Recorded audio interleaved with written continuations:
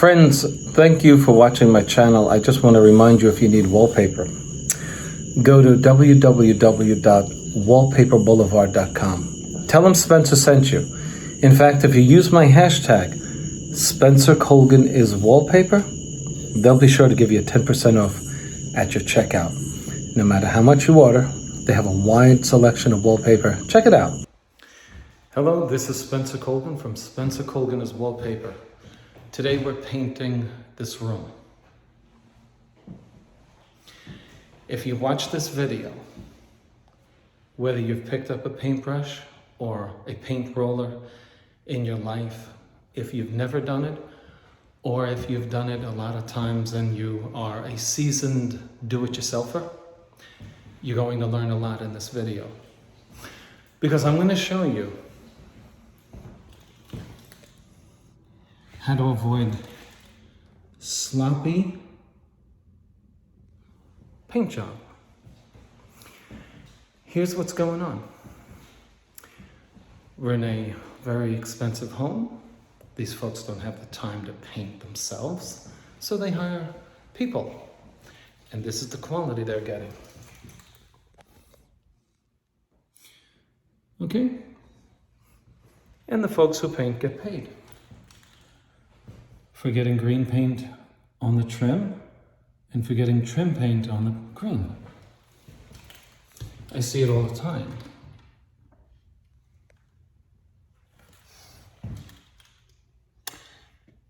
That's unacceptable to me. That's all. It's just unacceptable. I think we should do the best that we can do. And I think you would agree, right? So my point is, if you're a do-it-yourselfer,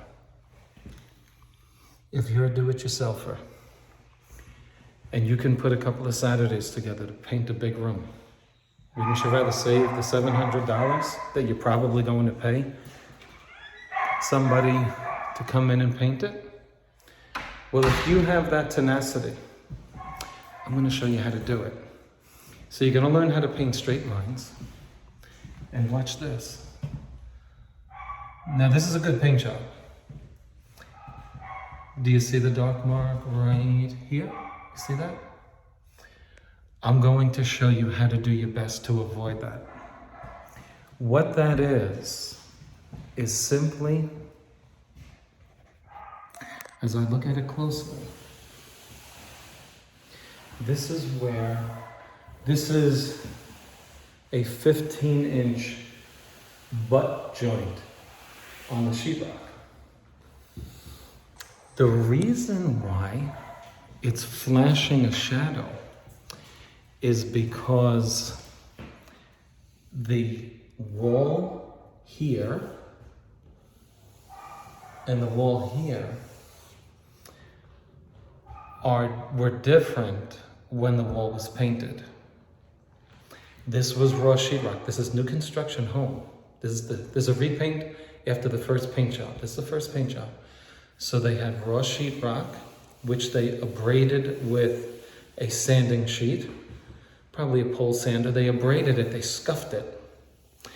And the plaster or the joint compound over the seam is super flat after it gets sanded.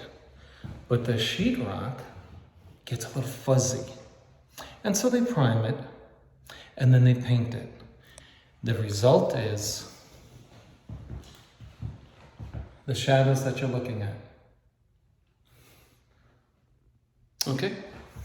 Now, because of that texture differential, and it is a differential, when you put joint compound over your seams on your sheetrock, you and I both know you go like this, you get a little white powder, but it's flat. You step over to where the sheetrock is, you do this, and it's abraded. It's slightly fuzzy. Well, that manifests a differential in appearance, especially when the light is shining on it. So, if you want to avoid that, here's what you would do. You get out your taping knife, and you simply put a very thin coat of skim coat on it. If you are an absolute perfectionist and you want to avoid that look. Okay? The other way to reduce that effect is to simply get out your sprayer and spray the walls so that you don't accentuate the already raised texture that has manifested on the walls due to that texture differential. You may want to just say, hey Spencer, the heck with it, I'm good enough with that. But that will be the case, and I want to show you my paint job on this angle with this much sunlight coming in and show you that we're going to do our best with that in mind to avoid that. The other way to make these ugly lines is to simply not move quickly enough with your roller when you're rolling these walls. The paint has to be wet when you're painting up against the column. So your roller is typically 9 inches wide. You may use a 14 or larger. But when you paint up against a column, you start over here, right? You move over here. That's about 1 column, that's a 9-inch column. I'm gonna show you in this video to overlap 50%. So when I roll down here and I roll this column, my next column after I dip the roller in the pan is going to start over here because I'm going to cover 50% of what I already did. And we're going to do it again right here. And what you're doing is putting 2 coats of paint on your first coat. And then you come back to the wall and you do the same thing again. The wall essentially gets 4 layers of paint by doing that. I mentioned a wet edge.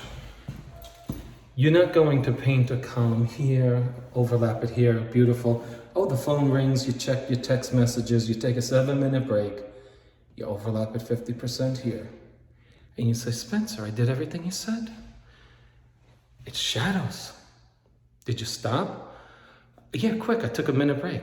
No, you took a 7-minute break and the paint was dry 50% or more or less. And what you did was you disrupted the paint from drying. And what you essentially did when you look really close is that you interrupted the curing process of the paint by rolling a hairy roller over it, and it upset the top layer, which was drying, and you made it rough. Although you can't see it with the human eye, that's what you did. So we keep a wet edge. We put our phone down, we don't answer our phones.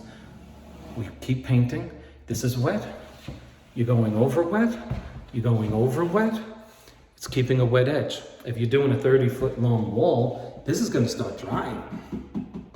By the time you get to the end of that wall, this is going to start drying.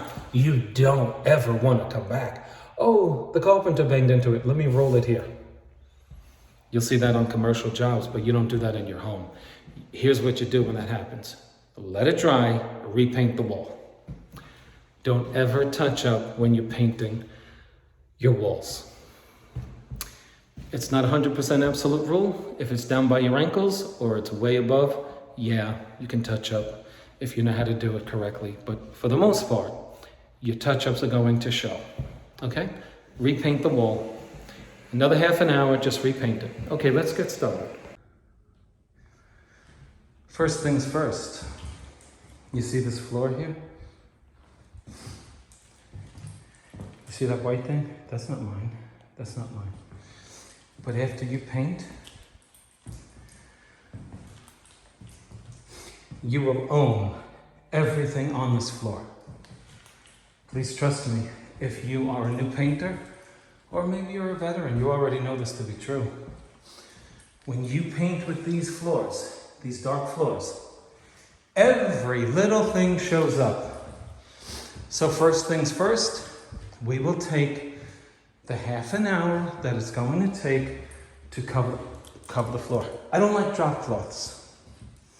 Here's why I'm doing this. In my experience, you come into a high-end home, all of the lint from your brand new drop cloths gets all over the customer's floor.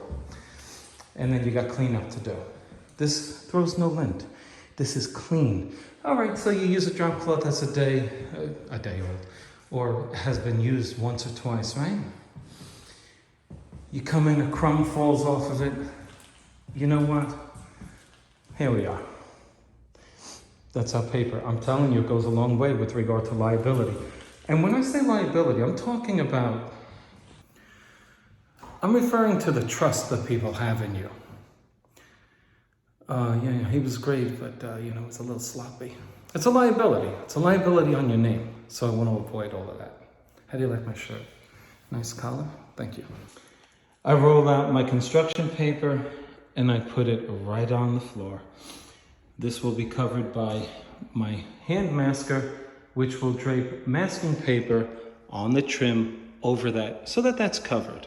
Okay? We're putting our second sheet just over the edge of the other one. And you can see that it's a nice sound covering for the floor. I'm using blue tape. It's not going to pull up the finish on the floor. As many of you painters already know, your tape does that. Okay, trim my paper right up against the shoe molding. Okay. And tape it accordingly. If you don't feel safe cutting against your trim, fold the paper over, tape it right to the floor. You just want to make sure that you have some tape contacting both the paper and the floor to keep it down. I'm going to be using a hand masker for the following, okay? This is a 3M hand masker. And what it does is makes it easy for me to mask the floors or the base trim at the very edge. I pull it off. And the paper comes off with tape. Very important for what I'm going to show you now. I put my masking paper on the trim. I'm protecting this trim. We're not painting this. We're not painting the doors. We're not painting the ceilings. But when you have a sloppy paint job and you haven't contracted to paint this, now this is not white. This is an off-white. So somebody might say, well, which they've already done in a previous video, why don't you just paint the trim over for them, Spencer, at the top? Okay, that's a liability because this isn't white, okay? It's like a cream color that's not showing in the video, I don't think. Anyway, so the painter has made a crooked line with his green paint, his white paint here, etc. And so I have to stay away from the green. Understand why? I'm going to make a straight line, but I can't go near the green because when I pull my tape, I might have green paint showing. Okay? Now you'll see my hand masker in action.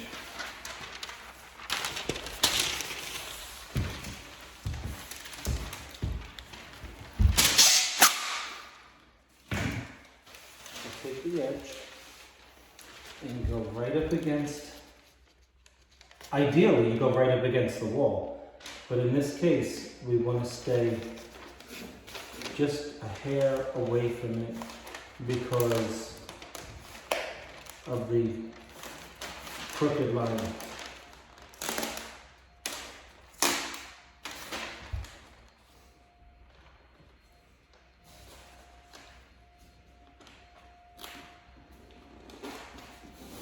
Okay.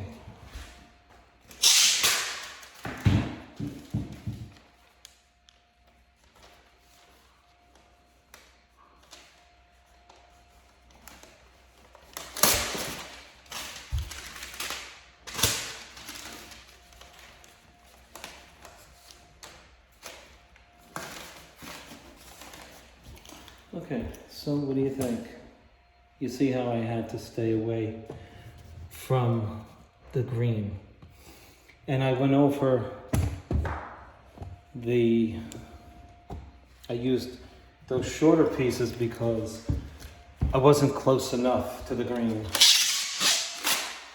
Okay.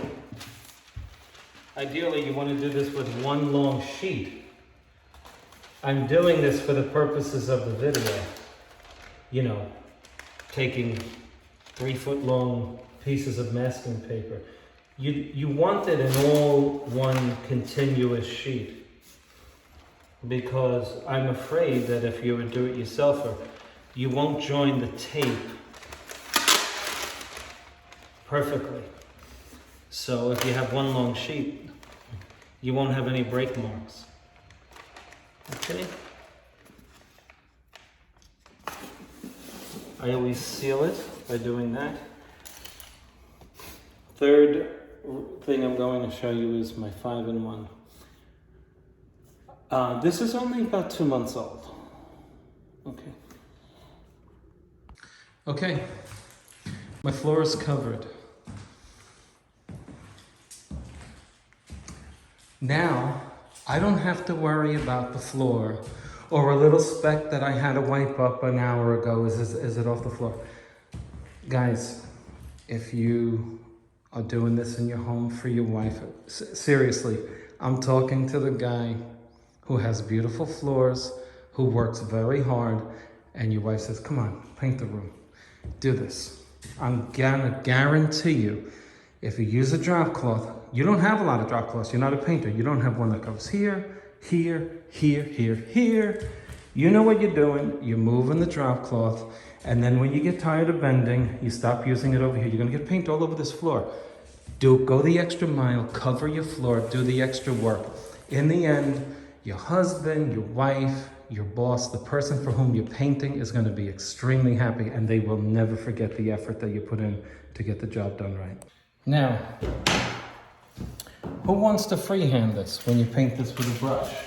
What am I talking about? Who out there is going to take his brush and do this? And cut right up against that white. I'm not even going to do that. I'm going to show you how to draw a straight line that will look perfect. I'm putting this on the white paint. Okay? So I'm going to go right up to the white paint where it meets the green.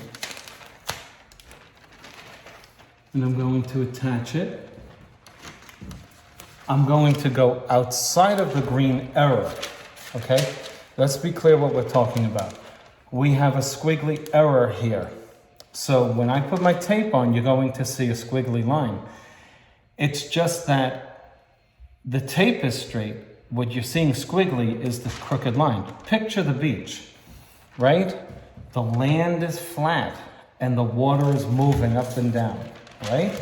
It doesn't mean that your land is crooked, right? You like that analogy? Oh, let me just get over here.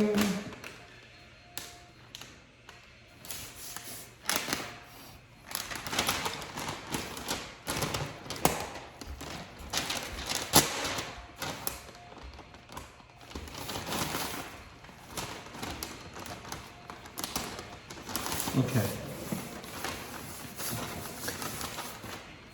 Bring it in close. You see that?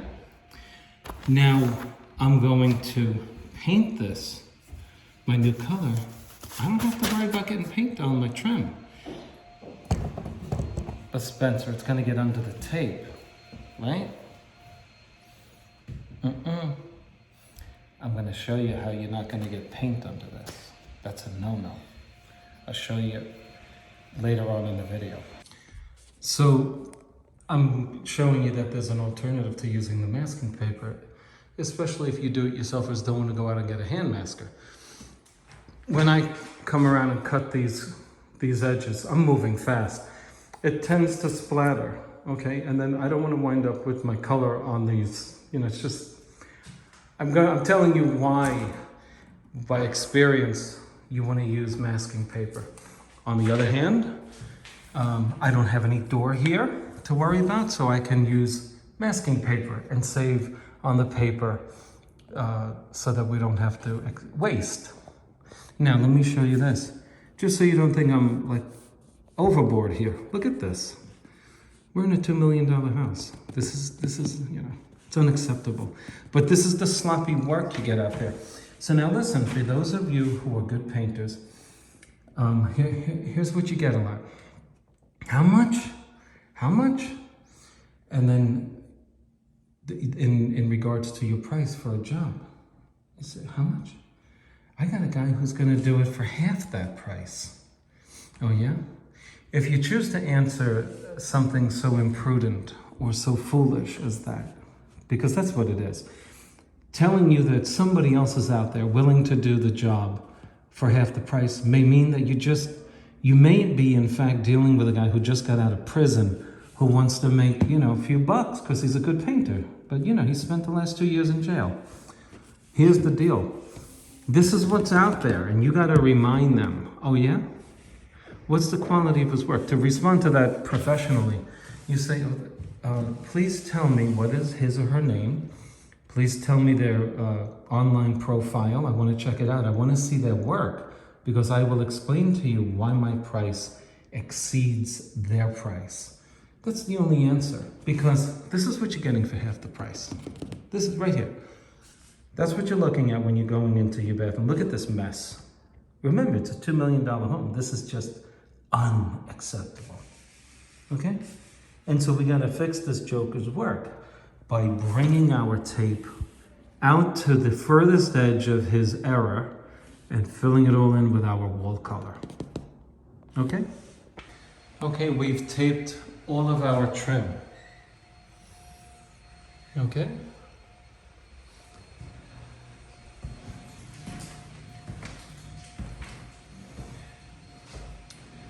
Keep thinking about how we're going to keep this paint from getting under that tape.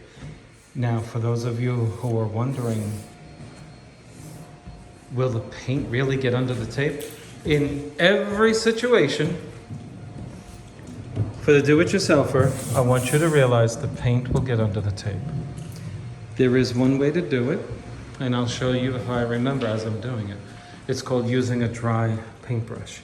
With very little paint, you can do that. But you may not realize that you're putting too thin of a coat here, so I don't want do-it-yourselfers doing that. Just assume that the paint will go under here and you need to have recourse to a remedy to prevent that. That is the sloppy trim work. That is a brad nail that was shot through this hole here on a bad angle, and it came out here. Very disappointing. Now, check this out. We want to have a 5-in-1 handy. I'll show you what that is and how to remedy this problem here. Now, we're dealing with 10-foot walls here. Our little 4-foot ladder is not sufficient. The average person is between 5 and 6 feet. You want a 6-foot ladder here. If you try to do it without it, you're not going to get a great paint job. You're going to be shaking on the ladder. This part of the ladder should be supporting the better half of your legs from your knees up. If your knees are here, you got a problem. You're going to be wobbly. So we're going to get our 6-foot ladder to do our work up there. So what are the tools we're going to be using? First of all, we want a bucket. I'm using an old plaster bucket, and into that I'm going to put my painting grid. Why do I want a 5-gallon bucket? I'm going to be using multiple 1-gallon cans, and I will be putting them into this bucket, mixing them together, boxing the paint. You don't want to be using 1-gallon cans separately, so 1 gallon stops here, the 2nd gallon starts here and goes over to here. Oh, no. Terrible. You want to put all of your paint into this. But let's say you run out of paint during the job. You say, oh man, I needed 5 gallons, I only got 4. At the bottom of this can is going to be a puddle of paint. Get all of that out and put it in Tupperware and save it for touch-ups if necessary on the walls you've completed with that paint. When you get your other 2 gallons, whatever you need, your 1 or 2 gallons extra, try to keep it to 1 wall. If you fall short here with paint and you run out and get new paint, start over again from here all the way over. Trust me when I tell you, don't stop on a wall and say, well, I got to go get more paint. You need to start from, you don't have to start the whole job, from that corner all the way over, okay? This is a paint grid, and we're going to put it into our can. Now, we're going to have rollers. What size roller do you want? Well, if you're a do-it-yourselfer, I suggest you use a 9-inch roller. Now, What nap size? What is the nap? The nap is the pile, how thick or how fuzzy it is. Now this is a great roller, but you don't want it on these flat walls. So I highly recommend that you go out and you spend the money to get something like what I'm holding here. These are lint-free rollers. They're 1/2 inch. They're not 3/8. Don't get 3/8. You're going to wind up pushing on your roller, making track marks on your wall.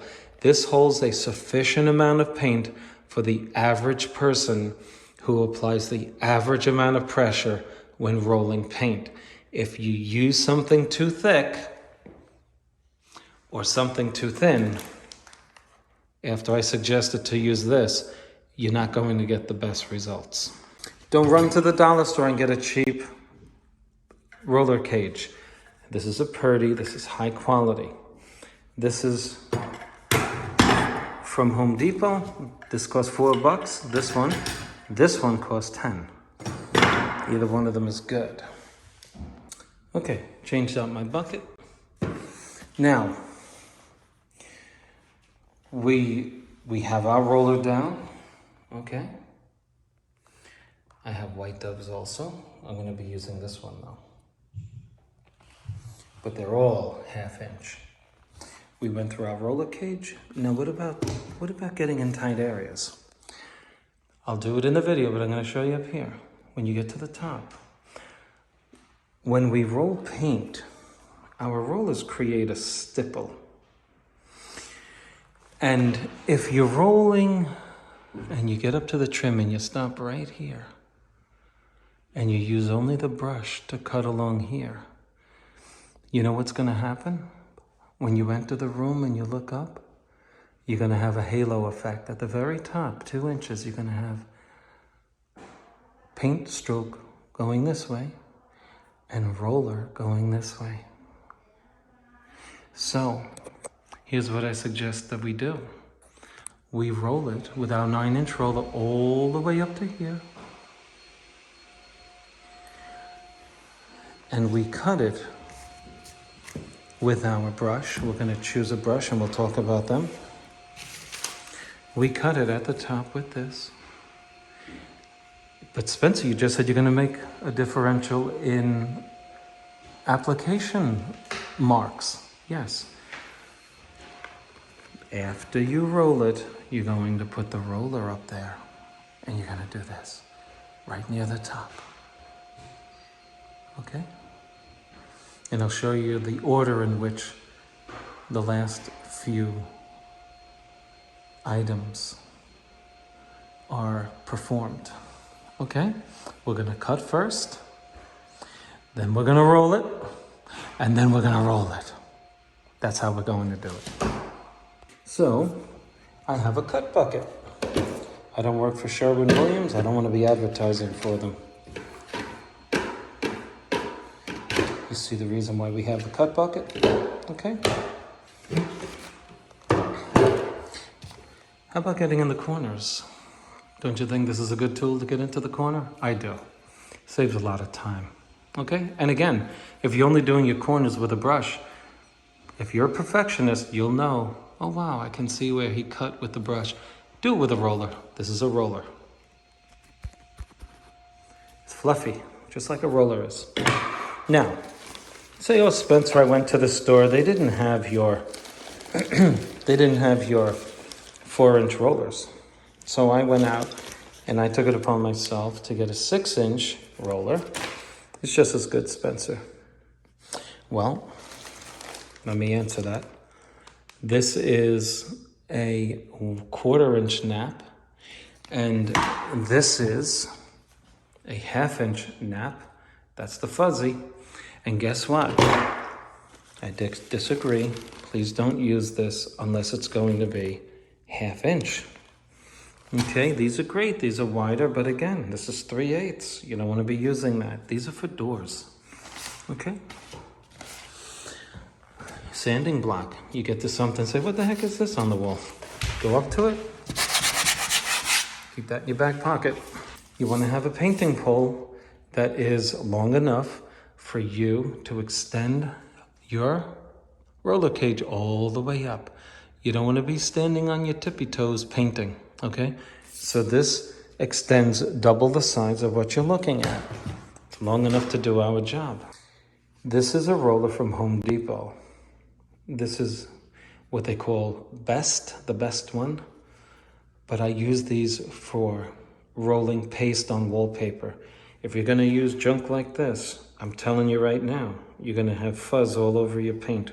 See the fibers at the very top of the roller? They come off and they go into your paint. If you want to put your little roller on an extension, if you have the right roller, it can fit onto this. You can do this horizontally at the top so that you can get a little further over with this extender. What I like about this roller is that it paints on the edge too. You see that? When you get to a corner, if I were painting the trim the same as the wall, look what I do. I paint the trim at the same time. See that? Because that paints. But that's not what we're doing here. Let's talk about paintbrushes. Every brush that you're looking at here was minimally $17. But not every brush is going to be appropriate for this job. Every one you're looking at can do the job for latex paint. But there are some brushes here that are specifically for different paints. For example, let's take a look at our Chinex brush. This is an excellent tool. A lot of guys don't like them, but a lot do. Check it out.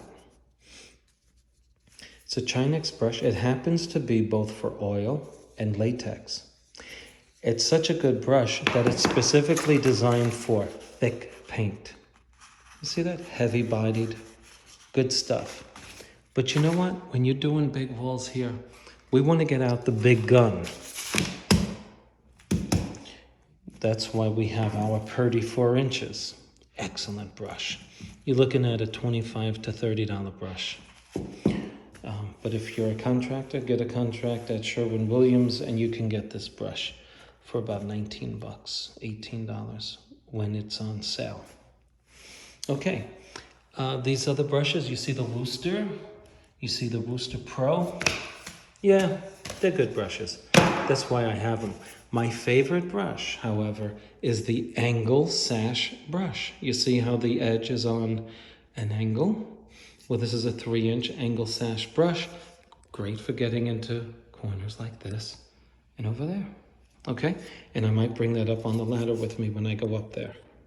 Now, if you want to just make sure that your roller is perfectly clean, you can simply use your tape and roll your nap under the sticky side of the tape, back and forth, just to make sure you get every little speck of lint off, because we're professionals. We don't want any lint on the wall. As you can see, even with a lint-free, quote-unquote, roller, we have our tape to be grateful since we got this slop off of our roller, which is now ready to paint. When you're ready to start cutting meaning you're painting the edges, the bottom, the sides, and the top, you want to caulk the point at which the tape meets the wall so that paint does not get under your tape. And if you don't want a color showing from your caulking, get clear. If I don't use clear and I use white, when I remove this tape, the very caulking that was against this tape will reveal a white line. Do you agree? And if my wall is black or purple and I pull my tape away, well, it's going to be purple and white. If I use clear, the black paint or the purple paint will show, because clear is transparent and it's translucent. It won't flash a white edge the way white caulking will. A little known secret with your caulking gun. That's our blade that cuts off the tip of the caulking gun. Just make the caulking tube. So you put that tip through it on an angle because you don't want a flat cut. That's going to give you too much caulking coming out. So you put it on an angle so it's now parallel with the gun. You put it in that hole and you bend it on an angle so that the gun, the tip, will show a nice sliced edge like that. Then we're going to penetrate the membrane of our tube of caulking with this tool that's on the side of most, not all, caulking guns. You just put it into the tip of this all the way down and you'll break the membrane that is here. I want the short edge of that angled cut to be right up against my trim. Now follow me here. See that? So the short edge is going to be closest to where it says DAP. The longer one will be always on the top. I don't want my caulking coming out of the gun like this. I want it coming out against the trim. In order to do that, in order to remember, when this gets all caulked up, I marked it with tape. Or you could use a magic marker, and that taped end is always going to be looking at me when I go here. So I don't have to keep looking, what's my angle? Because when this gets all caulked up, watch what happens. Can you tell which end is which? No. But if I use tape or a magic marker, I can see it. After I run my caulking, I do this, and I make it nice and flat. Now, when you caulk this, you want to make sure that you don't leave a ridge. So you have to get down and look. You want to get rid of that thing. So after you put it in with your finger, make sure that you swipe it back and forth and you get rid of any ridge that may develop. You may want to push your caulking gun, which does something kind of like magical. It puts it right in there when you push it rather than pull it. Show you the difference. Check it out. Now let's see what happens when I pull it. See how much thicker it goes on? As opposed to pushing it. That's pulling it, and that's pushing. I suggest you push. Now, if you have these obstructions in the wall, here's what I suggest for the contractor. Ask the customer, do you want these up?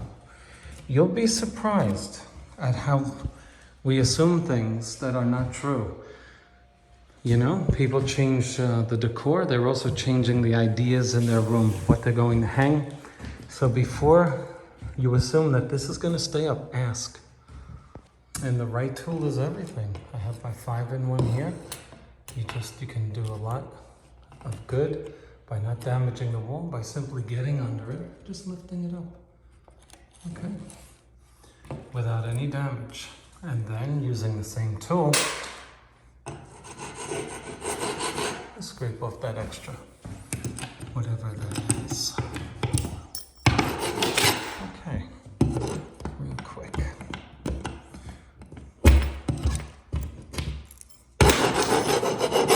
That's it. I highly suggest that you use dry decks to fill in these holes.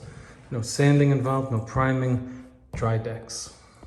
To fill in the holes, dry decks, I'm going to be using my 5-in-1.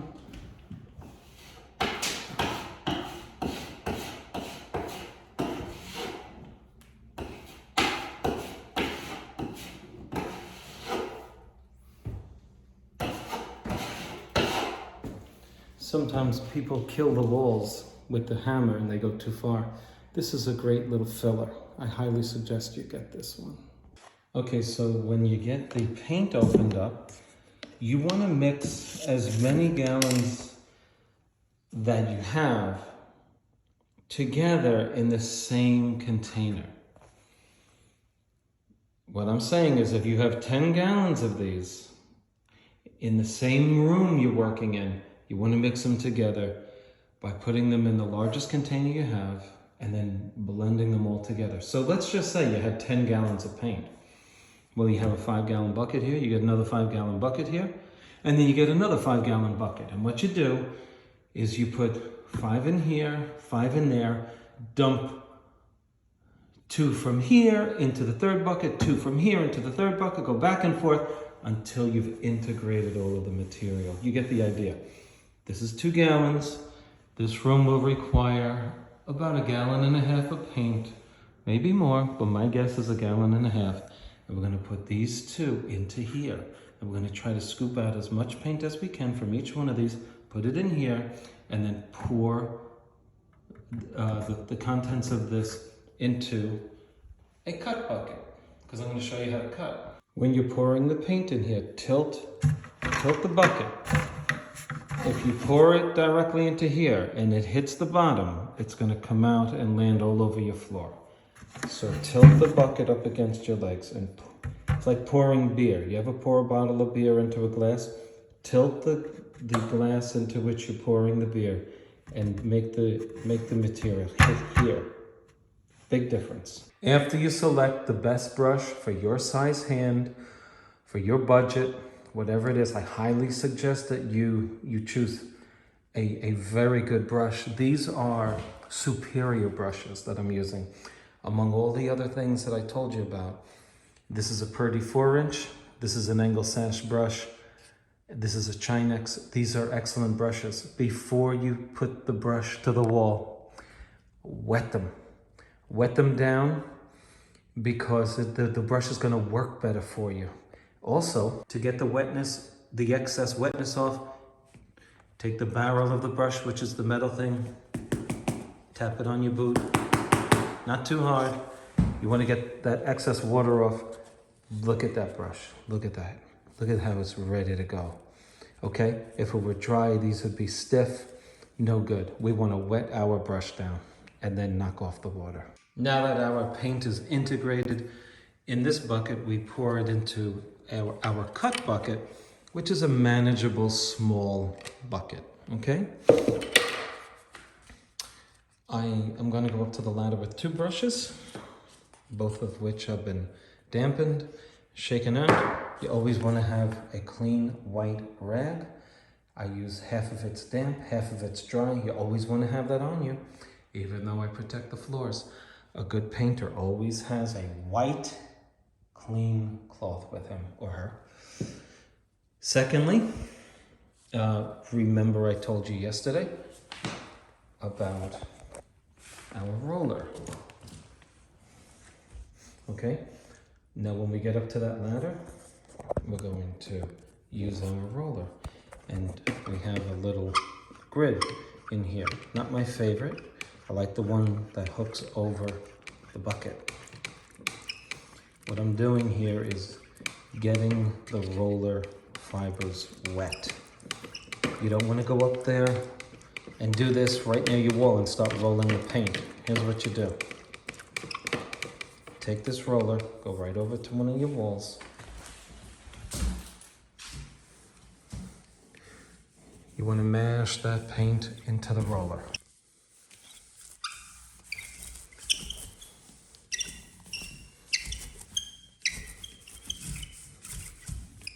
So what's the plan? Here's the deal. If you're working alone, paint one wall at a time. That's right. This is one of the secrets of painting well. Do not go around and cut this and that and this and the sides and throw a coat of paint on it. I'm giving you top secrets here. I'm dead serious. Get this done. Should get done in about 20 minutes to 40 minutes, depending on your speed. We're gonna cut this. We're gonna come down, cut this down here, cut that over there. Boom. Get up there, roll it this way, then get our roller. We're gonna go up again, cut it again with the roller. And then we're gonna roll it again. That wall's done. That's the way to avoid all of the ugly mistakes we commonly make when we paint. You're letting the paint dry, you're reapplying the paint at different proportions of drying time, different proportions of paint pressure on the roller. All of these things add up, and this is what they result in. Watch this. Watch this.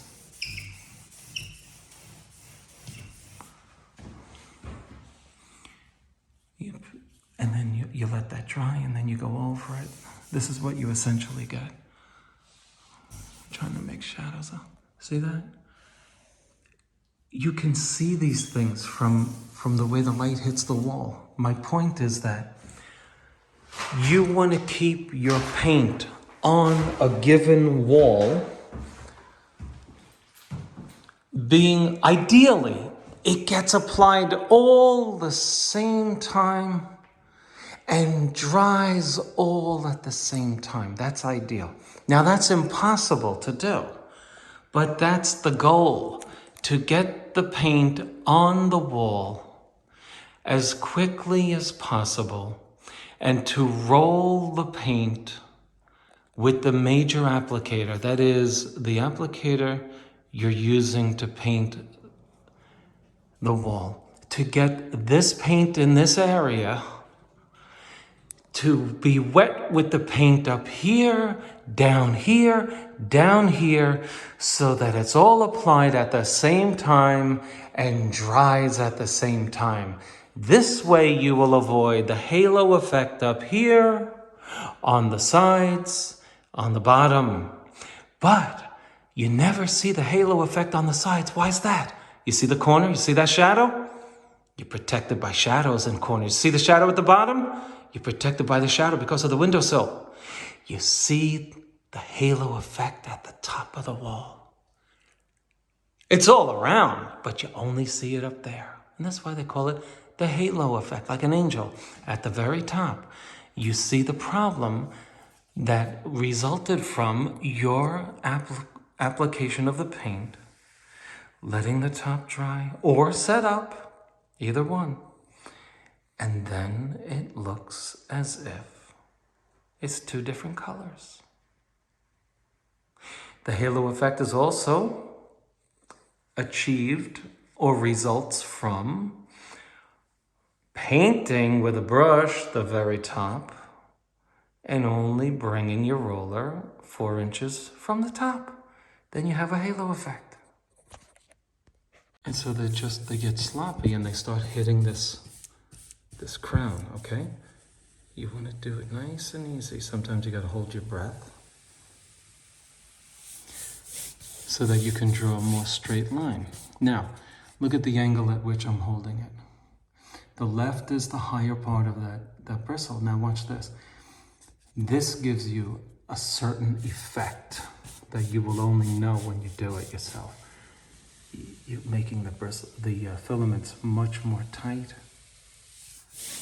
and you get a more controlled way. However, some folks don't like that. You can hold the brush 2 different ways in order to avoid touching your crown molding. Now this is unusual, this crown. I'm gonna put some caulking in here. I don't like the gap, the space. But you see how the filaments get underneath that crown? That's what you wanna do, and you don't touch the white. Okay, now, for those of you who don't like that way, let me show you another way. Say, Spencer, look, my hand shakes, I'm not that confident. Give me a more basic way to do it. Put tape on your crown molding. Start 2 inches away. When you've discharged most of the paint here, and you still have a good amount there, go right up against your crown, which is protected now by tape, and just draw your line against it, okay? That will prevent any of you who are less skilled with the brush. A lot of do-it-yourselfers, it's not a tool that folks use often. No problem. Use tape. But more time involved, and therefore you avoid getting paint on your crown. Now let's talk about one other important factor. No matter what you do it, no matter which way you do it, whether it be without tape or with tape, always go back over the main area that you painted, meaning the main, like this is the main, what I'm painting right here. Okay, and this is what you do. Go back and forth, back and forth. Remember, we want to keep it all wet. And do this. Same direction. Same direction. That's it. Leave it there, and now go to your roller.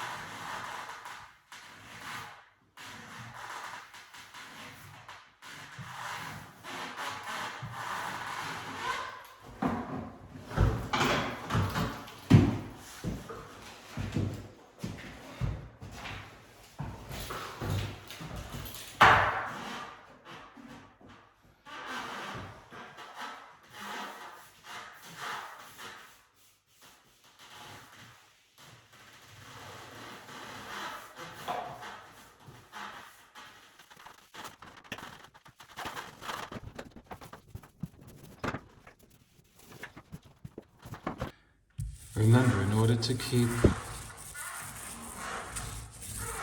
the stippled effect, you see that stippled effect? Okay? You have to use a roller. So we get right up as close as we can go so that we can keep with this stippled effect theme. We go right up as close as we can get in the same direction. I'm pulling from the direction toward which I'm going, and I just do this. I pull from there all the way over, and I do it twice. This way. You leave this now. You leave this and you continue the same procedure all the way down, and then you keep pulling from the unpainted and you bring it into the painted. And where you leave off, right here, as of right now, the way I join this when I get there to this is like this. Watch this. I pull off like an airplane taking off. You don't want to go back over this. Watch, I'm going to show you why. I'm going to try to make some marks here.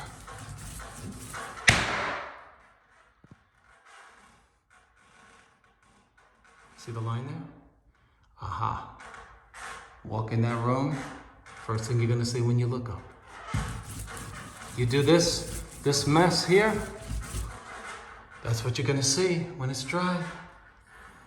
You're shaping the paint, this turns into a solid. You're shaping it in the manner in which you're rolling it. You do this, you're gonna have that. Don't do that. Pull it like this, all the way over. One steady in pressure, in amount of paint, in speed. This way it'll all look the same. If you do this as in this speed, and then you do the second part like this, that's what you're gonna see. You're gonna see a speed mark. If I press lightly here, all the way over, and then I press hard in some areas, when you walk in here, you're gonna see that. Thirdly, if I use a different amount of paint, meaning I put a lot here, I put a lot here, nice, look at the color, nice and rich. But then I come over here and stretch it out over here. I forget to dip my roller in. You're a do-it-yourselfer. These are common mistakes. I'm gonna see green over here because when I started, I put a nice amount of paint on my roller, but I didn't dip it again. And so I got green here. And the further I went, the less paint I had on the roller, and I have more green here. You wanna know when you're rolling that you have the same pressure, the same speed, and the same amount of paint, so that your application will be universal and you can paint like a pro, just like that. Let's talk about roller technique. This is a dry roller. We don't want to take this to the wall and start painting. We want to make this damp with fresh, clean water, and then we want to take it to the wall, and I'll show you what to do with the paint. But we definitely got to get this damp. You can take it out to a hose, put it on stream, and make it spin, and it'll throw the water off, the excess water. You won't have to do anything with it but bring it in and start painting. But it has to be on stream. Our roller is now slightly damp. It is not dripping, not even when you shake it, slightly damp, and now the fibers are engorged with water. If you were to take it from the wrapper, cleaned off the lint, and then dipped it into your bucket, what you would get, even if you rolled it, spinned it around, and kept making it nice and wet, what you would get is this. You have a long wall here. So on this side of the wall, you'd get a dry roller that sucked this liquid right into its fibers, okay? And then as you went along the wall, and you got 10 feet away, you see that shine there? Here's what you'd have over here. You would have a different level of liquid in every square foot from here to every square foot over here. Because you used your roller over here that was dry. When you got over here, the fibers were more wet, especially toward the center. You know what happens when you do that? You're using a different proportion of paint material. Over there, the roller was dry. Over here, it's more wet because you've been using it. And what you get is a difference in sheen. So, you use your roller damp Now, you could say, well, that doesn't make sense, Spencer. I could just come to the wall with a dry roller and then it would be the same. No. Because when you go up to the wall with a dry roller and you wet it, the paint fills in the fibers over here. But when you get over here, the same roller is not the same roller because it had a dry pile over here. Over here, the pile was wet, and it will manifest in a sheen differential. Please trust me, don't do it. Make the roller wet, spin it out with a hose so that when you go to the wall, when you first touch the wall, it's damp. Oh, Spencer, I live on the 30th floor of a building. Fine. Take your roller, dip it in your paint. Come to the middle of the wall. Mash it in. Mash it in. Mash it in. Get that roller wet. You're going to achieve the same thing on the middle of the wall. Let it dry. That I want you to do over there. Now, this little process takes the place of making your roller damp with water. You've made it damp with paint. And when you're done, you will have achieved what I'm asking you to do with the hose. Now, let this dry. Because if you paint over it while it's wet, from here and you go all the way over there, you can imagine that you will have a differential in sheen and appearance when you get to this. Gotta let that dry. And we got plenty of time because we have to hit our cut lines 3 times. Why? Because we're painting over green with this color. And so when you're brushing, take a look at the center of your screen. That is an exaggerated manifestation of what's going on all over our top cut line. Your brush is a great applicator, but it also pulls the paint off. Okay? And so we're going to avoid that. Okay? So we're going to go up there and cut it again, but we're gonna let it dry. I know I'm confusing you. Here's why. Our color differential is so great that we're gonna give it a first coat and forget about it, making believe like we didn't even do it. Don't do this when your paint colors perfectly over the first coat, okay? What I'm going to show you right now is I'm going to let this dry, because if I go over while it's wet, I'm going to do this again. Now please pay attention, please. The color differential is so great, so I want this to dry. Because if I let it dry, my brush cannot do to the paint what it did there, because it'll be stuck to the green. So we let it dry. And then the second and third cut coat is the way I want you to paint most of your walls, for those of you watching the video. In other words, if I had paint that matched this color, it was a white. This is a white, this is just an off-white. This is not a white. But if it were an off-white, I would simply cut my corner up there and go over to the left and do it again while this is still wet. Not dripping wet, but still wet. I'm not waiting for that to dry. Unless I have this situation, a non-white with an off-white. Does that make sense? Oh, you'll see it when you start doing it. You'll say, oh, the paint is coming off. No, it's not coming off.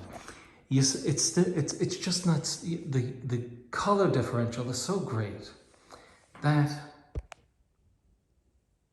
you can only put it on so thick. The thicker you put it on, the better you cover the green. But if I go too thick, I'm gonna have a sloppy job. So 3 thin coats is the name of the game in this case. Okay, so let's talk about the bottom, right? This is cutting. So for do-it-yourself, hey, what does he mean by cut? This is cutting. So if you look at the big picture, I'm cutting a line here, one there, one at the top, that's all. Okay, now, do you see these cable wires? I don't take this thing all the way off. I just give myself a space against which I can do this. Look, get that brush in there. Look, take a note of how I'm holding my brush, which makes the filaments go underneath the switch plate cover. And then just get those marks off. That's roping. You don't want that. All right. Same thing up here. I start up here. Don't go down there. You're going to have too much paint. All right? Now, a big mistake with do-it-yourselfers is they try to put too much paint because they want to get done. But when they do that, they create pooling, which is simply this. Here's what it is. That's pooling. Too much paint.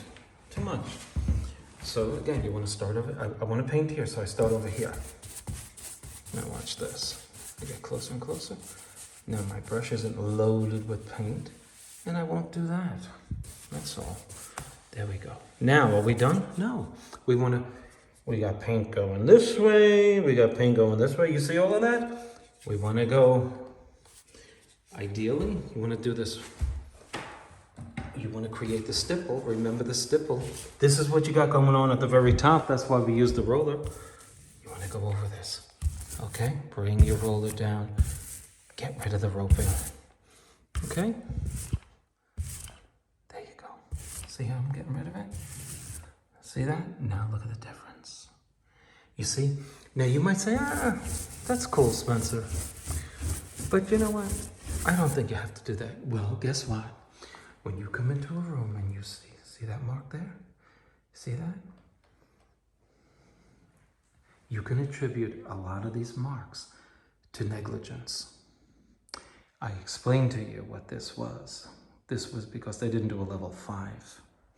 But it is because the texture that was applied with a roller over flat plaster as compared to paint that was rolled over a braided sheetrock paper. After you sand sheetrock, guess what? Look close. You will see tiny little fuzzies. Feel them. Okay, here's a rule of thumb. If you're finishing new sheetrock, feel your surface. If you do this as wide as you can do it, and you feel my plaster feels different than my sheetrock, guess what? You're gonna see it. If you can feel it, you'll see it. Now remember the rule. Let's explain it again. We're going on the bottom, we're cutting the bottom. We want it all to be wet and all to be dry at the same time. And so we do this, go back and forth, back and forth. We don't pull, see? The last part that gets done is the part at the bottom.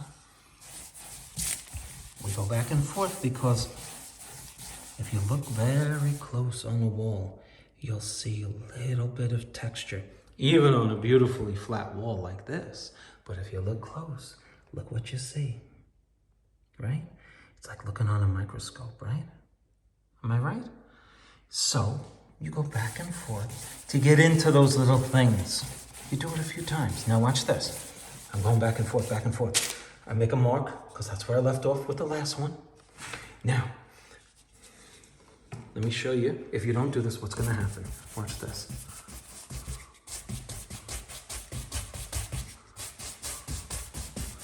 Look at that.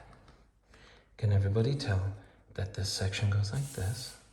Can everybody tell that this section goes like this? And can everybody tell that this section goes like this? You don't want that. Look at that. We got 3 different things there. And when it dries, it's going to be ugly. Right?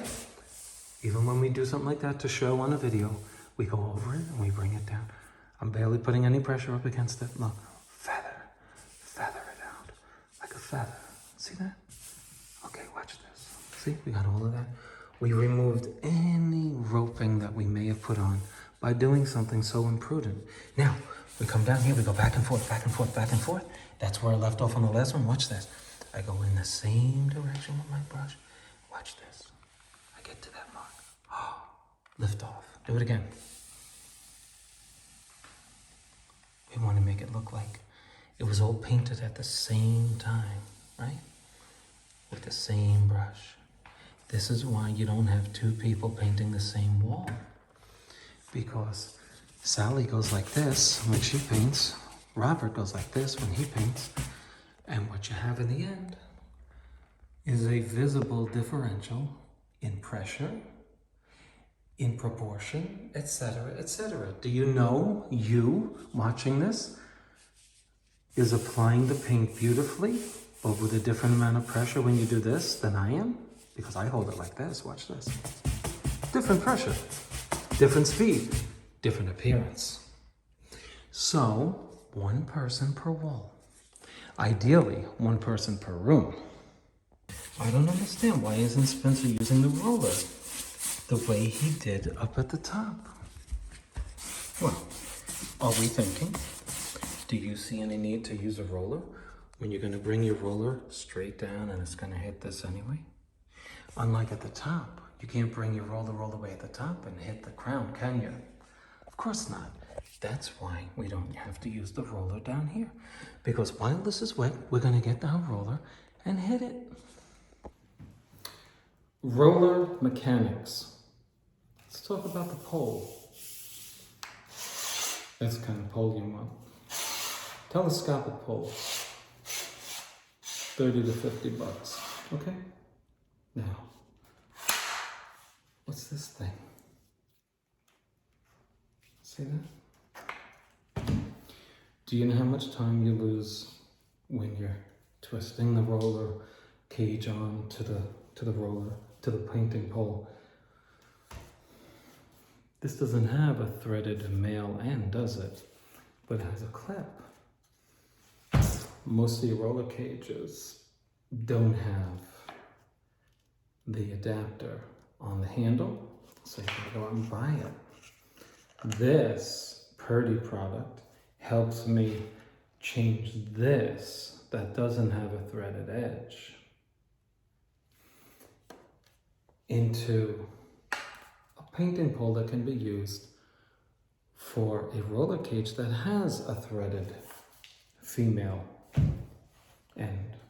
So I put this, it's a 9, solenoid, but it's like a quick connect with a garden hose, right? Put that on here, it locks in, holds it. I mean, you know, this is the problem with patents. P-A-T-E-N-T-S, patents. Once they get a patent, you can't, you know, it's like cell phones. You go to a store these days, pick your cell phone charger. There's 50 of them, right? Oh, that doesn't go into the iPhone 12, that goes into the iPhone 10. You get the picture. Okay, roller mechanics. I'm a lefty. My strong hand goes at the bottom. My weak hand is a guide. I'm holding it tight with this hand. But this is just to take the weight off of this. Who could ever paint like that? When you're a baseball player, right? If I'm a lefty, my strong hand is on top. My weak hand is just holding the bat and it's doing a little work. The main hand is right here. When I paint, my strong hand is at the bottom. My weak hand is somewhere about 30 inches away. And you might see me during this video doing this. Especially when I'm at the end, when I bring it down. That's what I'm doing. But you won't see that in the video from far away.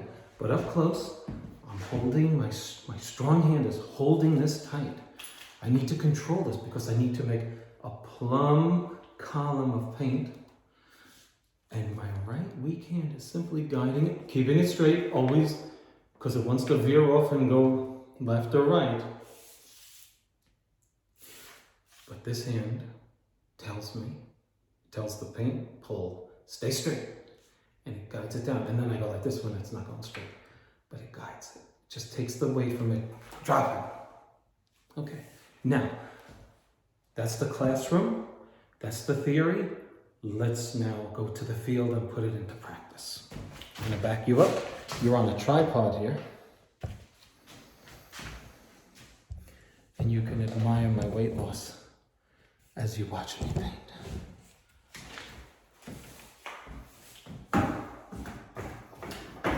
I'm rolling downward into the bucket, not upward. I'm pushing the roller down. It's sipping the paint, and then I bring it back up. There's actually a rule with that, you know? And these are common sense rules. They're not written anywhere. Now, this is the saturation you want with the roller. Notice how I keep turning it around. If you're dipping into a bucket several feet away from the wall, keep doing this, because if you don't, it'll eventually start to drip. Keep turning it. Okay. Now, we're going to go into the corner right over there. Watch this. Look where I'm starting. I'm not starting at the top.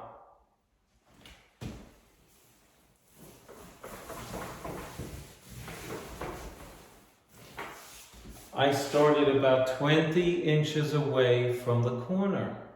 Just think about that.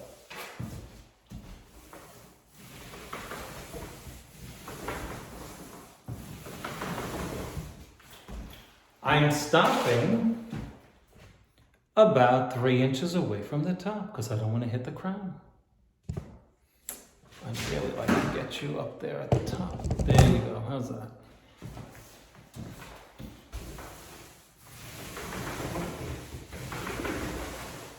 Now I'm coming back toward my corner.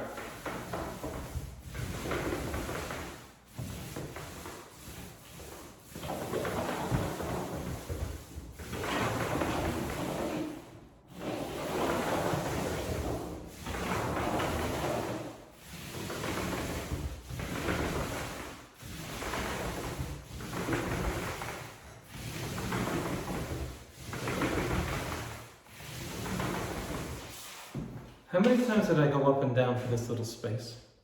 Remember the rule, you gotta mash in the paint. Now, honestly, who says now that I can move forward after dipping the roller? Who says so? Think about that. If I should, why is that? If I should not, why? I'm gonna show you. Same amount of paint here. Very important to have a universal application of your paint. Therefore, if there's any differential in appearance, it's not you, it's the wall. As I've demonstrated, we already saw how there were marks on the wall, and that was because the sheetrock was a little scuffed, and they decided to paint over it, okay?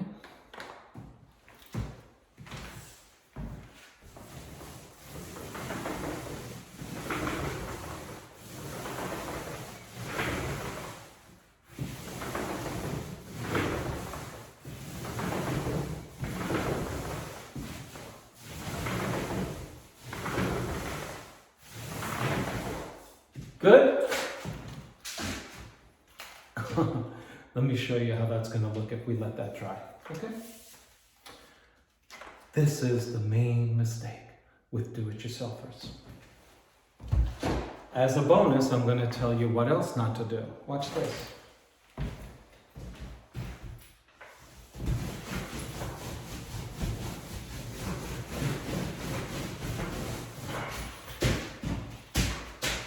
LOL.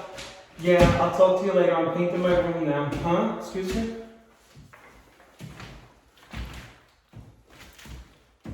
You can see it from here. Paint is going this way, that way. Let's bring you up to the wall, show you what's going on. It's the only way to do it. Come on now.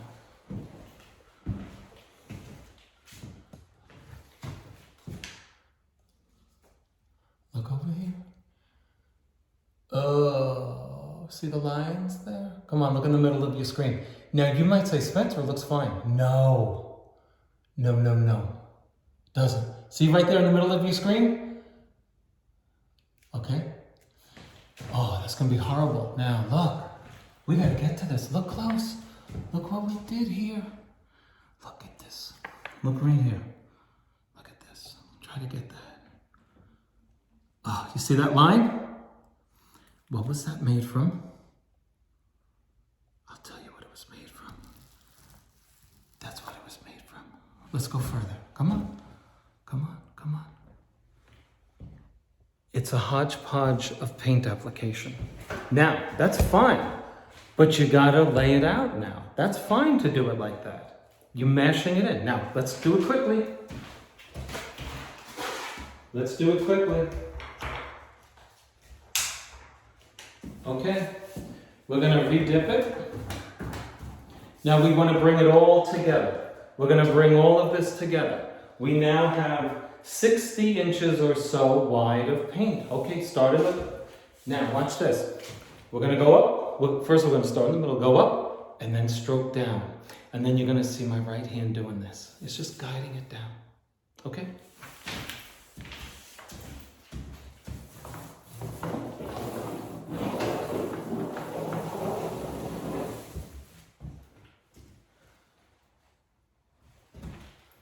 See what I'm doing? 50%. Overlap the first column, 50%. Let me bring you closer. You can't see this masterpiece from your distance. Come on, watch closer now. 50%, what do I mean by that? Okay, watch this. That's my column.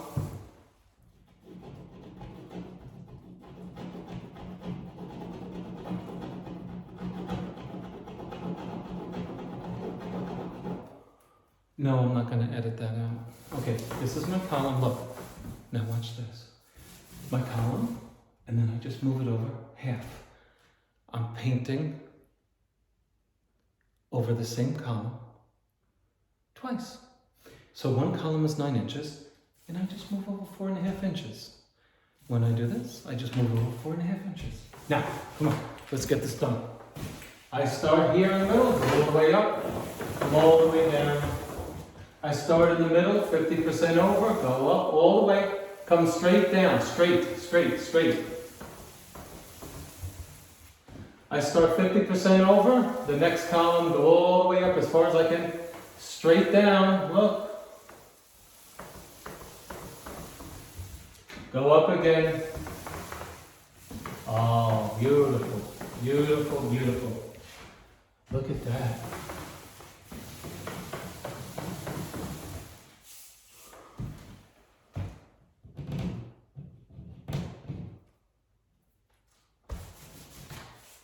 I did a touch-up. We're not leaving it like that. We're going up. We're going to go over it. Back up. Back down. All the way down. Don't touch up. And then just that spot. Go do it again. Go all the way up. All the way down. 50% over. All the way up. All the way down. All the way up. All the way down. My strong hand is applying the pressure. My other hand is just guiding it down straight, taking the weight off of my strong hand. Wow, look at that. Now, let's bring you in. This is only your first coat, keep that in mind. Now, look at the universal application of that. Look at that.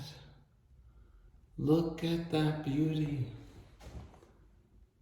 Look at that. See that? Look at that shine. It's universal. You don't see any columns, right? And why don't you?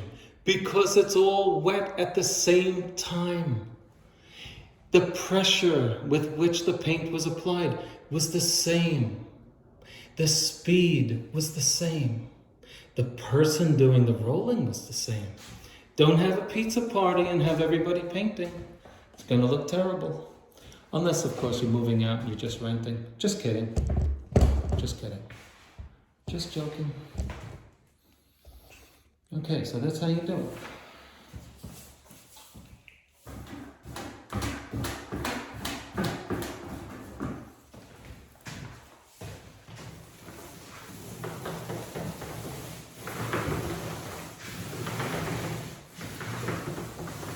I don't start where I finished off.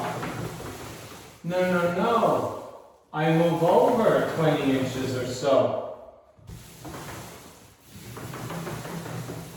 Because it won't be universal. I'll have more paint if I start right where I left off. Right or wrong? Let me show you what I mean. Where am I leaving off? Right here. Watch this. I'm leaving off right here. Okay? Now come in and take a look at the beauty of the application. Now remember, I left off right here. Watch. You can see where I left off.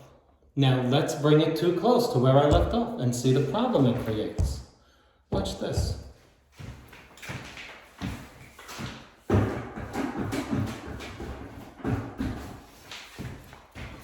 I should start over here, away from where I left off. But I'm going to do what a lot of people do. I'm going to go right up against it.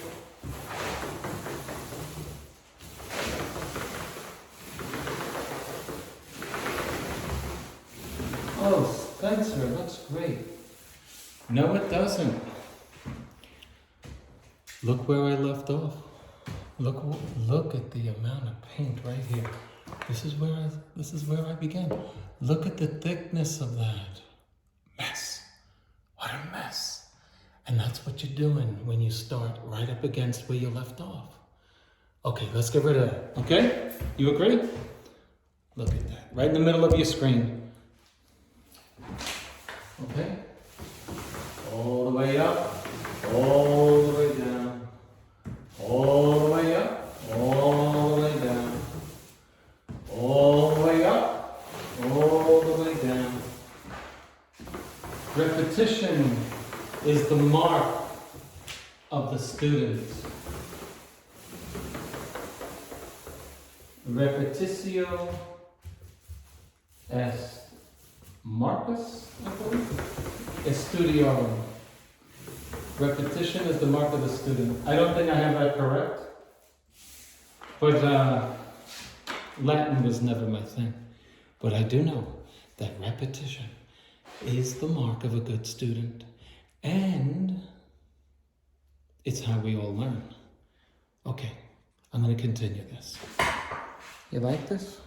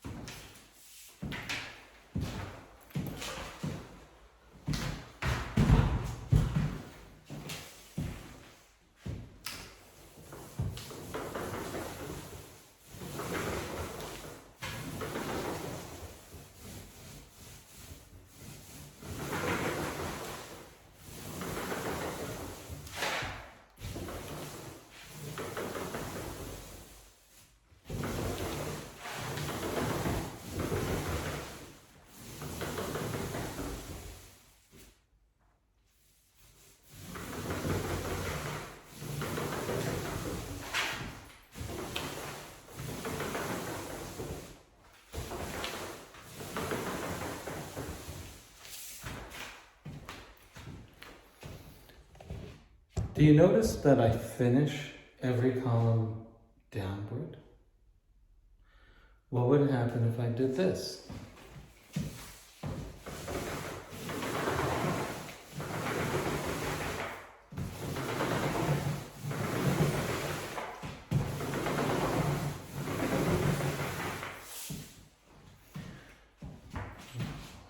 Right behind my finger, I finished every stroke upward after having finished half the wall downward. You already know what would happen. Your paint would look like it as if it were applied like this. Like that. You'd see it. Let's fix it.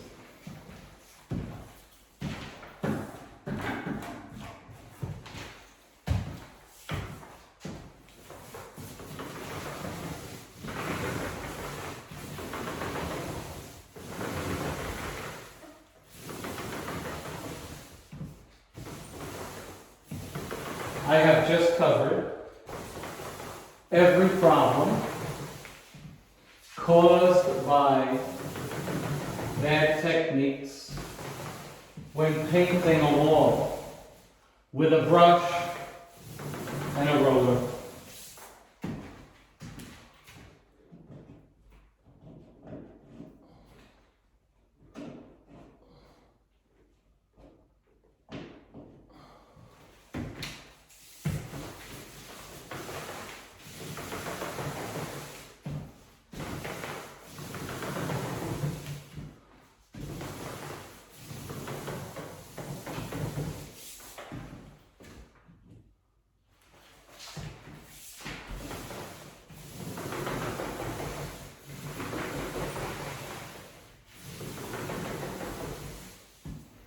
You're getting near the end of your wall.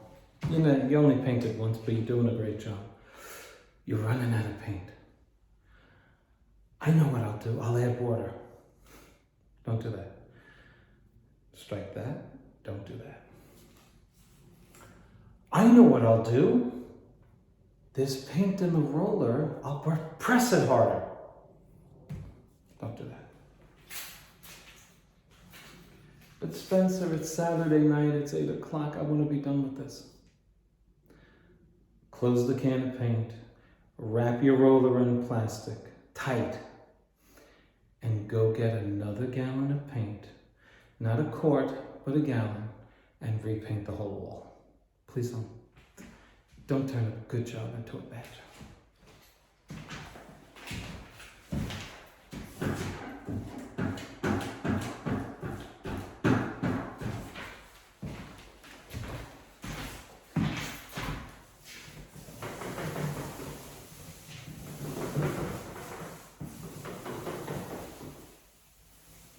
Now, while you're painting, I highly suggest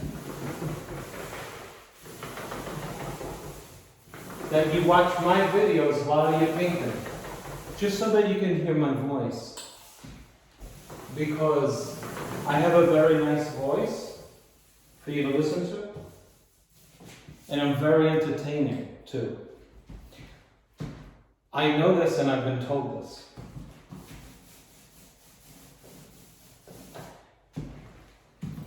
Let's stop right there. Now for the people who continued watching, somebody who just clicked off, just wrote a comment and said, couldn't listen any further, you're so arrogant. I'm only joking.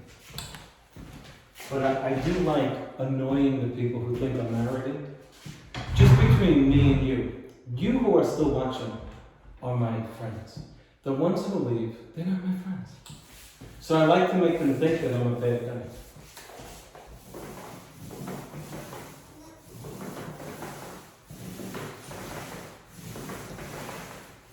Don't do what I'm doing. Don't be doing half strokes. I'm just doing it because I was too lazy to move the ladder. Don't you do that. Okay.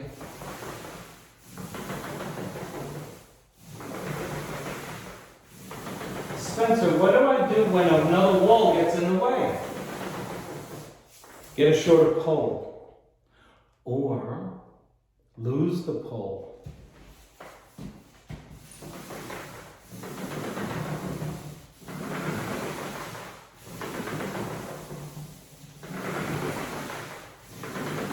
Spencer, how come you seem to know everything? Answer. Well, I really don't know everything. It just seems like that. But thank you for your kind words.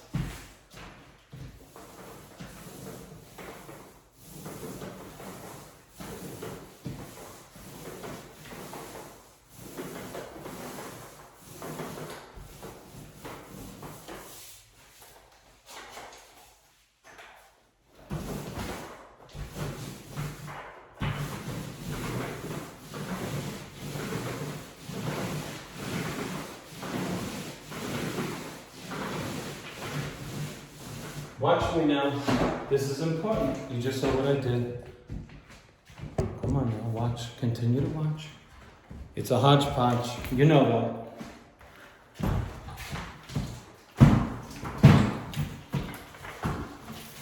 Watch this now.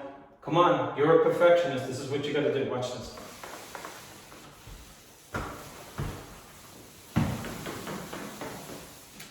Yes. I want you to do that. Yes.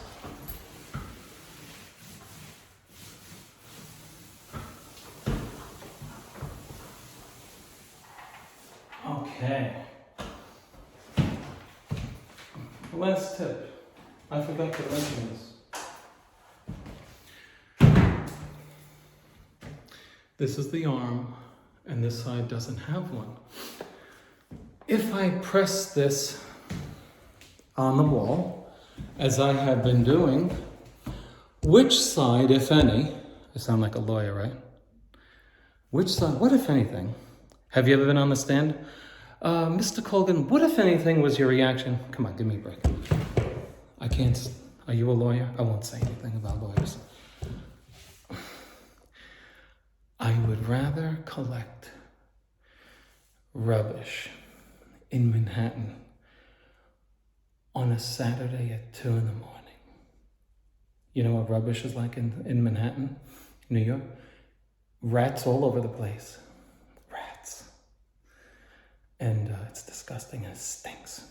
I'd rather collect garbage at 2 o'clock in the morning on a Saturday in New York City than be a lawyer.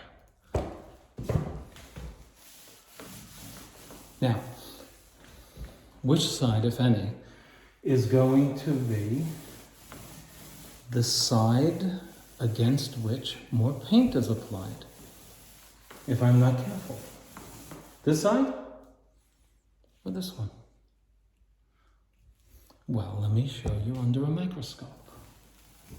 What happens if you press too hard? Look right here.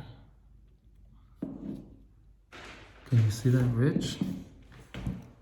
I don't think you can see it. Well, this side is going to press harder on the wall and give you ridges. See that? So be mindful of that reality when you're painting. And by the way, to counter such a result, the direction toward which you're painting to completion is the forward edge of your paint roller. Therefore, if I'm going this way, my roller arm is in the direction I'm traveling. If it's the opposite, I turn it around. Here's why. When I make a ridge here, while I'm painting this wall, I'm eventually gonna knock it down. There you have all of the errors that you could encounter. Isn't that a lovely instruction?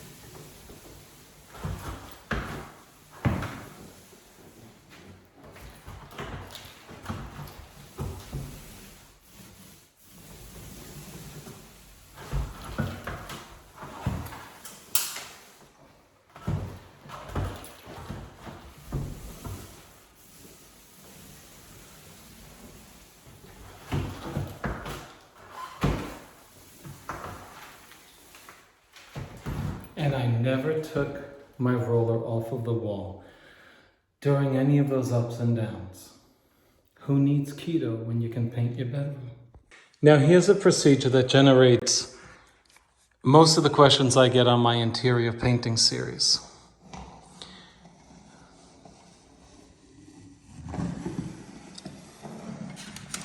It is this. Spencer, how many coats do I put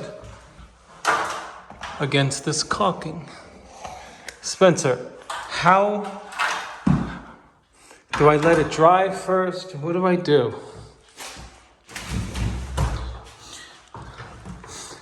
Okay, we're going to paint our color into this corner. Smoothing out the caulking. I'm using 3 fingers here. See that? You didn't see that. 1, the middle, index. And the reason I'm using multiple fingers is just to get that caulking smooth out so I don't have ridges. Okay? Now, okay. You get the idea. Already did that. You know what this does now. It seals or clogs the tape. But Spencer, they sell tape that swells after the paint hits it. Great. And when it fails, 2 inches here, 3 inches there, and you gotta repaint those areas. Good luck. I've used it. Okay, now I'm not editing, I'm not shutting off the camera. I go right to my paint. Look how much paint I got on there.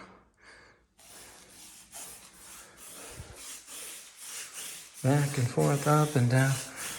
Wow, are you re-dipping already? Yes, I am.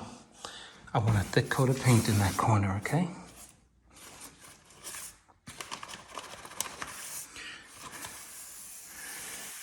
Now watch this, watch this. Watch this, dip it again.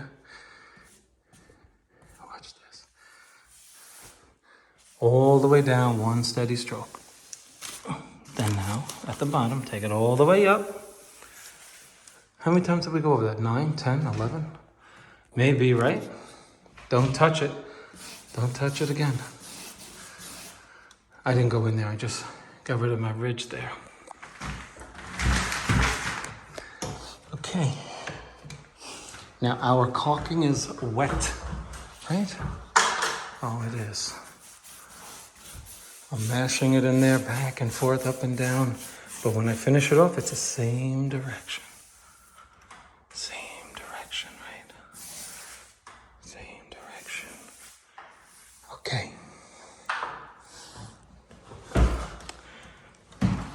One more time. One more time. Let's do it one more time.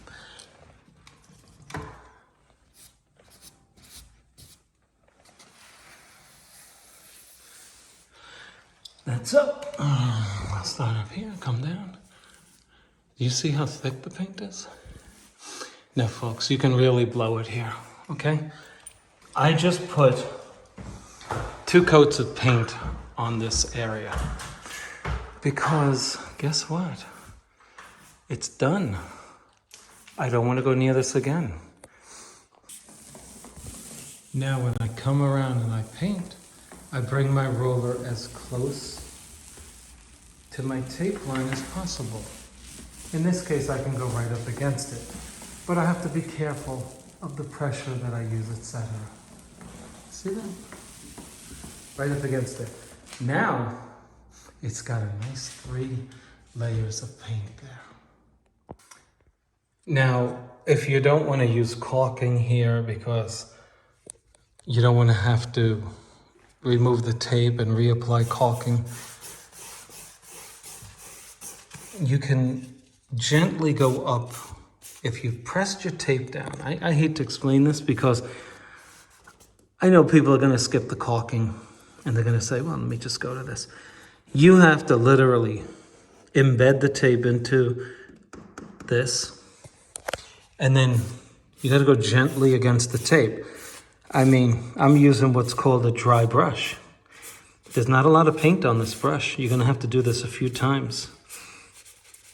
But the person in a rush is going to load it up and they're going to miss the whole point because you're going to get paint underneath the tape because you're going to press hard.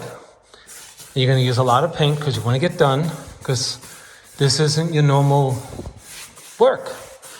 And you lose the beauty that I'm trying to impress upon you. So if you just take a very lightly covered brush and you go gently, you can see eventually you're coloring it in, right? Eventually. Takes a lot of strokes. You're not going to push paint under that, but you let that dry, you got to come back and do it again. I would do it 3 times.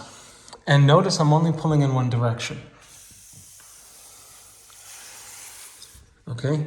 No need to be going back and forth. When you do this, you'll push paint under there. I don't recommend that you do this though, but it can be done if you do it right. So we're on the second coat of our practice wall. And you can see why you need a second coat up here. Folks, don't poo-poo this. Give it the second coat, take the time. Especially you contractors out there, please. Come on. You start thinking, oh, I don't have the time. Charge more. You want a perfect job, right? Look at that perfect cut. Look at that rich color, right? 2 coats. I thought I would need 3, but I think now that I'm doing this, we're good with 2. What do you think? And so when we do our cut line again, we end it going in the same direction. Going away from the direction we're going in, right? So we did this back and forth over here, then we pulled it this way, right? And then we're going to roll it at the top to give it our stippled effect, right? I'm gonna probably speed this part of the video up. Nonetheless, you will probably see that the second coat takes a lot less time and less paint consequently than does the first coat.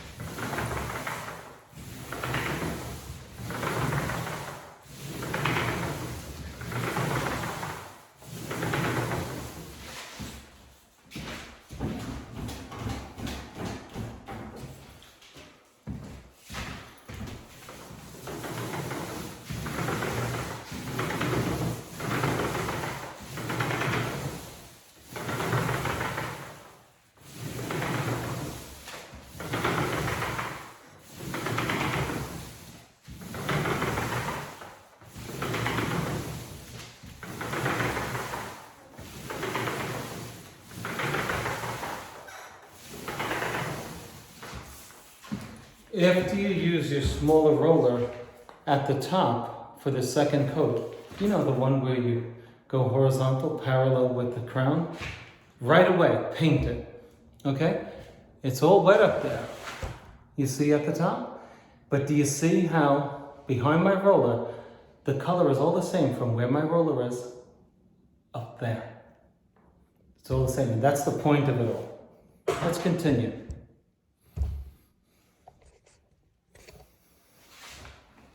Try to point you upward.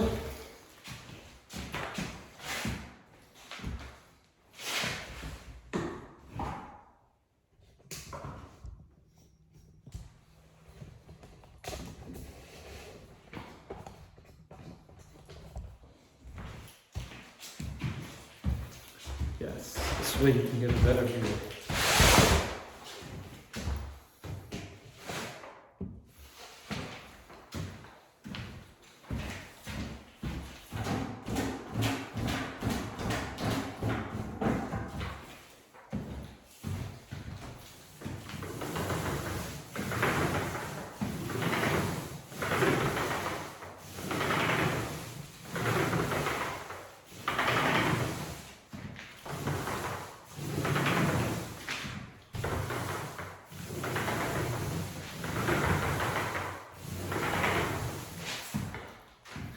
For every column of rolled paint,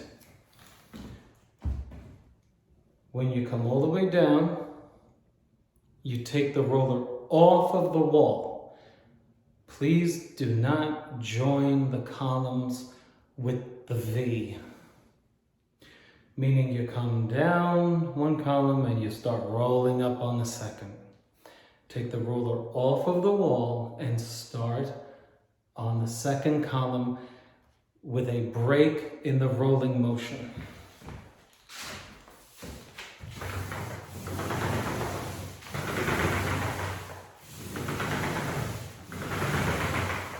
Watch this now. I'm at the trim, I lift off, and I start somewhere in the middle, go up and come down. That's how I'm doing it.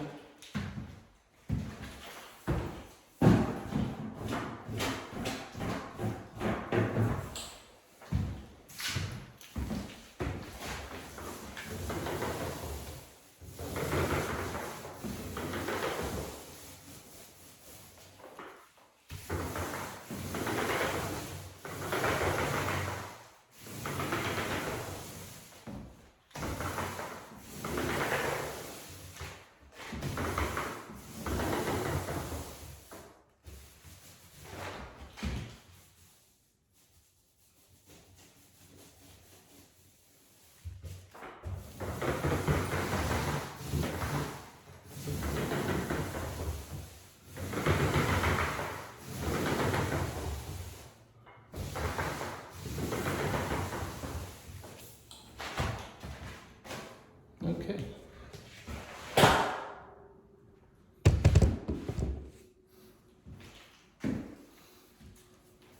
Let me show you that action at the bottom.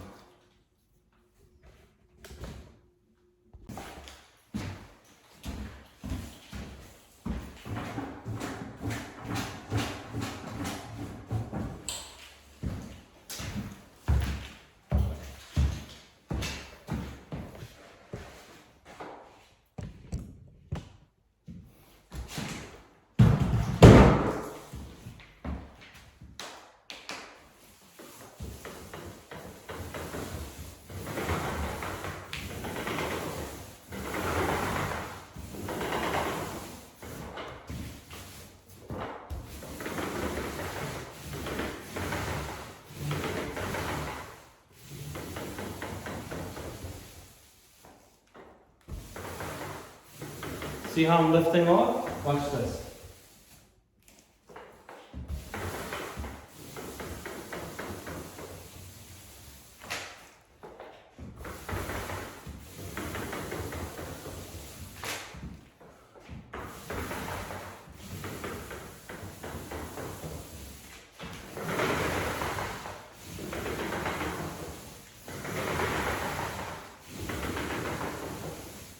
Very important technique. When you finish your second coat, your wall will look something similar to this if you followed the instructions in this video. Take a note from left to right, that's our right, all the way to our left. What do you see?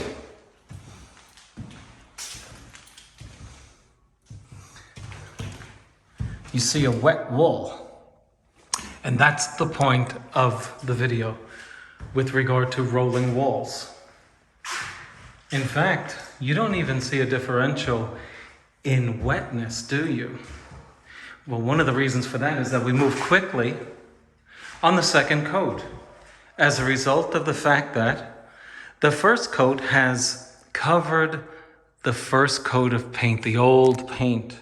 And it's filled in all of the pores which drag against the roller and cost us more paint materials. Once those pores are filled and we let the wall dry, in this case, I'm going to make a footnote on that. I hope I remember to address it. When we fill in all of the pores on the first coat, we let this wall dry, didn't we? As a result, the second coat went on fast, Because all of the obstacles, that is the porosity of the wall. The porosity of the wall is an obstacle to speed. It's also an obstacle to the universal application of the paint. Why is that? Well, we explained earlier that it may be porous here, more porous here than there, because the sheetrock wasn't sealed the way this area was. And so you'll see a differential in the absorption. That's what it is. You see a differential. You know when you can see the tape lines on commercial jobs? That's not only because you can see a little bit of the raised plaster. It's also because they give it one quick coat of cheap primer and then 2 coats of rolled paint. And guess what? It's the first paint job on a new finished sheetrock. You see it. Well, then the other areas, I'm not going to address it again, is, you scratch up the sheetrock and you sand the plaster, then you have a differential caused by the texture on which you're painting.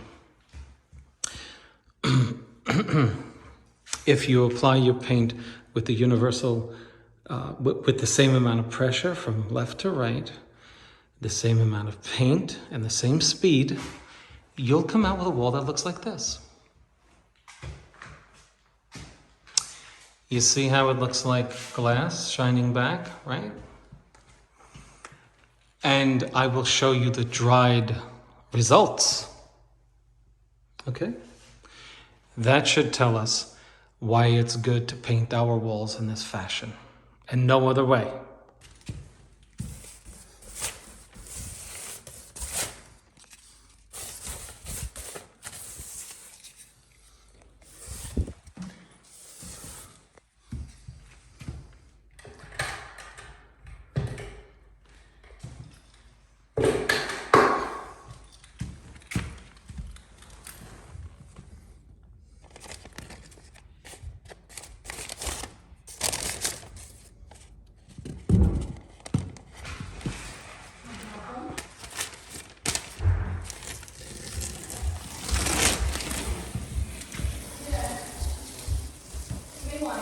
Door open a little bit because the rest of the house.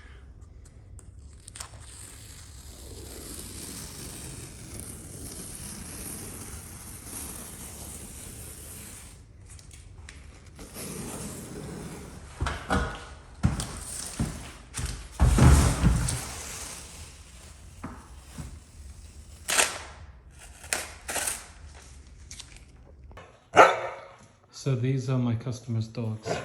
This guy just jumped on me. This one doesn't jump, this one doesn't. He's gonna jump. Oh, he just wants affection. Look at that. Yeah, that's a nice dog.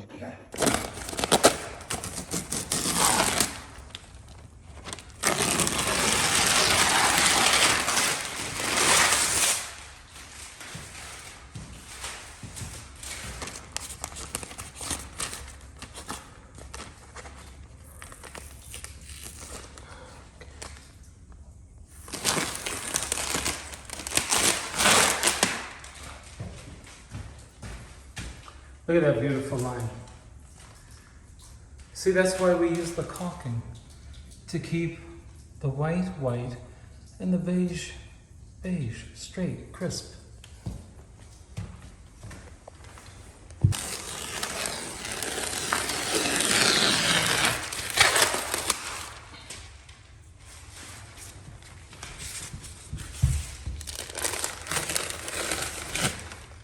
Remember, I did not paint the trim.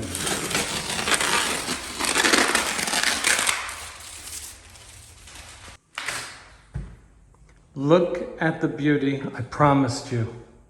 Look at this beauty. Isn't it gorgeous? Look at how beautiful.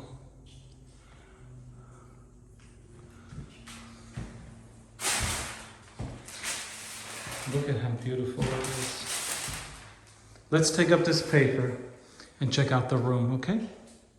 This wall I will be wallpapering. I didn't want that ugly green coming through the wallpaper And so I threw a coat of paint on it. I threw 2 coats. But what I mean is it's now coated with paint. Okay? Now the paint is still wet, so in that corner you'll see it's still wet? So please, you can see in the middle it's still wet. And this wall is 95% dry. It's still, if you touch it, it's cold. You know what I mean? It's still dry. This is our finished product. Remember, we didn't paint the base trim, nor the crown or the ceiling. Many people today, they want color changes in their rooms, so they have the painter come in and repaint the walls. Very common. So they'll skip a paint job with painting the trim and the ceiling, and they'll just change the color of the walls. Very common. Well, this was our focal wall that we discussed during the video. And you can see that it's the way to go. Beautiful results.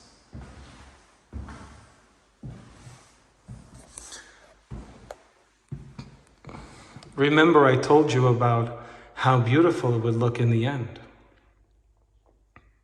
What do you think?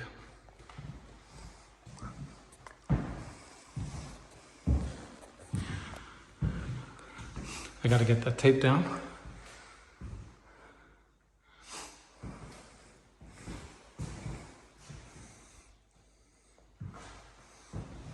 I hope you liked the job.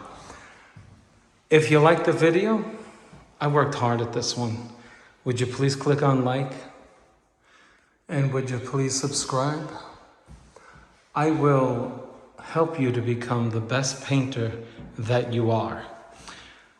Many times we come into our professions and we have the skills. You just need to practice at them and to learn what techniques work better than the others.